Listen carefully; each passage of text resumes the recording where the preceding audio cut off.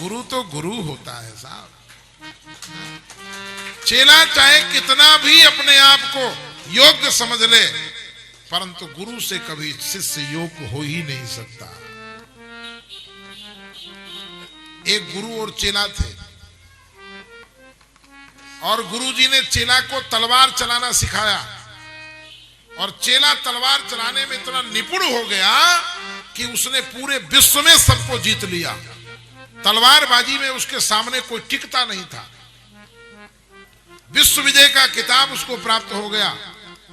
एक दिन बैठा हुआ सोच रहा था, बोले लोगों ने तो मुझे विश्व विजयी मान लिया, परंतु अभी मैं विश्व विजयी कैसे? अभी तो वो गुरुजी तो शेष हैं, और जब तक मैं उनको नहीं जीतूंगा तब तक विश्व विजयी मैं नहीं बनूंगा। और उसने संदेशा भिजवा दिया अपने किसी सेवक से। जब गुरुजी को संदेशा मिला तो गुरुजी मुस्कुराए, और गुरुजी ने कहा ठीक है, जाओ उससे कह देना कि पुरानी तलवार से युद्ध नहीं होगा, नई तलवार का निर्माण होगा। उससे बोलना नई तलवार बनवाए, और मैं भी नई तलवार का निर्माण कराता हूं। बोले ठीक है।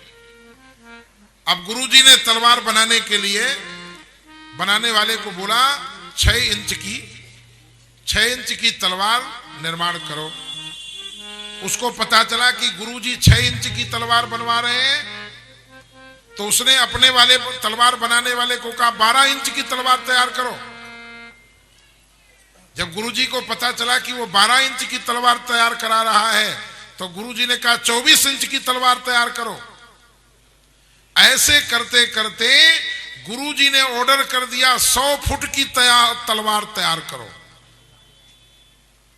अब तो महाराज उसने कहा 200 फुट की तलवार तैयार करो। अब तलवार तैयार हो गई। अब 50 आदमी तलवार को लेके आ रहे हैं।